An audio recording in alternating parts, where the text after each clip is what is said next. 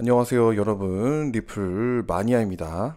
여러분, 디파이하고 NFT하고 한참 이슈가 있었고 상승을 했다가 지금 비트코인이 하락하는 동안에 같이 하락하는 모습들이 보여지죠. 그리고 또 XRP 같은 경우에는 XRP 레저하고 리플렛하고 디파이하고 NFT를 연결하려고 하고, 또 토큰화된 미래에 대해서도 약간 NFT를 이야기하는 것처럼, NFT와 디파이를 이야기하는 것처럼 리플사에서도 이야기를 했습니다. 그만큼 디파이하고 NFT는 앞으로 미래의 코인화된 그 산업에 굉장히 큰 영향을 끼칠 것 같다라는 생각이 좀 듭니다.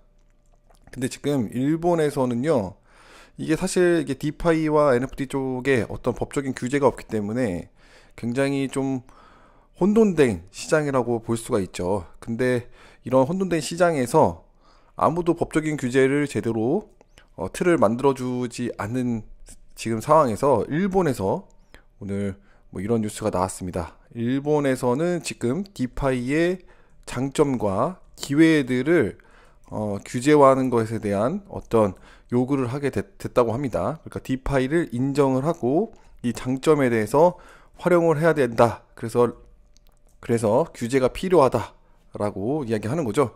이게 뭐 그냥 얘기하는 게 아니고요. 진짜로 일본 감독청이 아니군요. 일본 금융청에서 진짜로 핀테크에 대한 어떤 리포트를 할 때 이런 이야기를 하게 됐다고 합니다.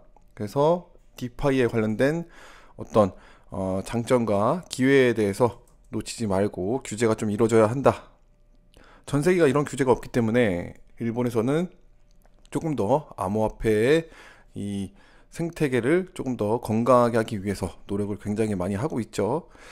근데 이제 여러 가지 뭐 고려할 점들도 많이 생긴다라고 합니다. 걱정이 생기겠죠. 왜냐하면 디파이로 인해 어떤 규제를 벗어날 수가 있는 이런 상황도 있기 때문에, 디파이 세계가 워낙 크잖아요. 그러니까 이런 것도 고려가 되어진다. 하지만 이렇게 요구가 되어지고 있다. 이렇게 표현하고 있고, 일본에서도 암호화폐 산업이 굉장히 붐을 이루어지게 됐다. 그래서 보시면은 2020년 10월, 그다음에 2021년 2월 우리가 비트코인이 급상승할 때죠. 이때 73밀리언 옌에서 417 밀리언 옌으로 굉장히 많이 트랜잭션 볼륨이 올라가게 됐다라는 거. 그리고 이전 연도보다 한 7배 정도 성장을 했다고 합니다.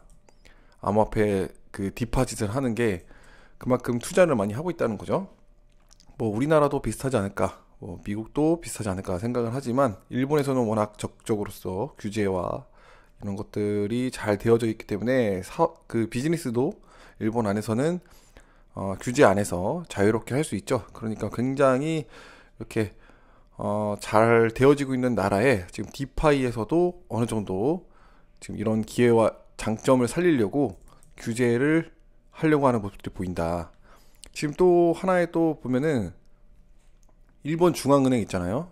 일본 중앙은행 5월 초에 일본 중앙은행에서 이 디파이와 거버넌스 코인에 관련돼서 어떤 이슈에 관련돼서 그 발간을 했다고 합니다.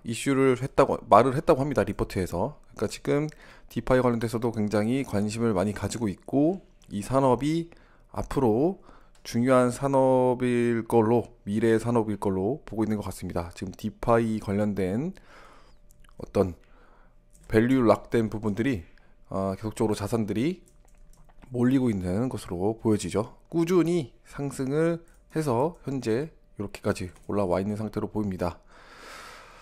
그래서 여러분들, 일본에서는 이렇게 지금 디파이의 어떤 규제도 마련되려고 준비되어지고 있다. 이렇게 알고 계시면 좋을 것 같습니다. 저는 디파이하고 NFT가 굉장히 중요한 부분이다라고 생각을 하고, 리플사에서도 디파이하고 NFT를 토큰화된 미래라고 봤을 정도로 굉장히 중요한 부분이라고 생각을 하고, 투자하실 때 좀 디파이하고 NFT도 꾸준히 계속적으로 지켜보시는 게 좋지 않겠나 생각을 합니다.